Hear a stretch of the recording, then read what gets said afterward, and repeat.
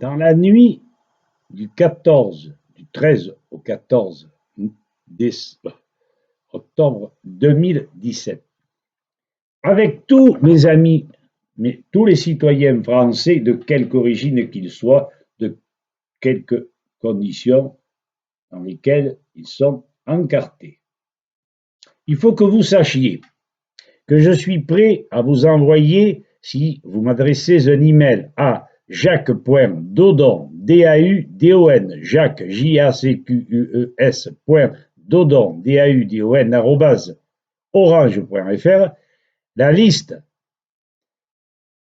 des députés et des sénateurs de France avec leurs emails, leurs téléphones et leurs noms. Élus, me direz-vous, nous avons voté pour eux. En conséquence, en juste retour, ils nous doivent une protection, et une protection contre la tyrannie, contre l'arbitraire qu'est en train en ce moment d'installer le père Macron.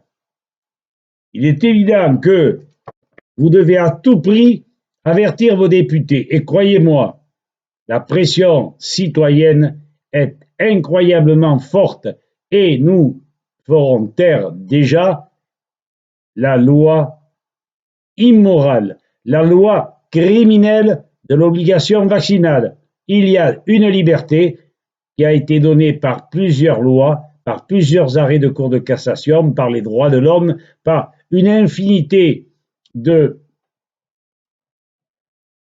règles, de lois, de choses stipulées dans les codes de déontologie médicale, j'en passe. En conséquence, rentrez-leur gentiment dans le lard, demandez-moi par email la liste des députés et écrivez-leur gentiment ce que vous avez à dire tout simplement. Et ne les loupez pas, carrément, poliment, mais fermement.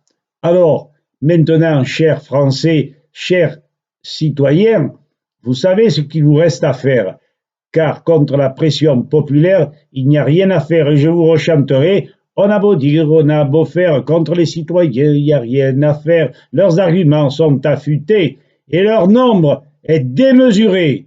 Nous devons, nous, députés, sénateurs, plier. À bon entendeur, salut.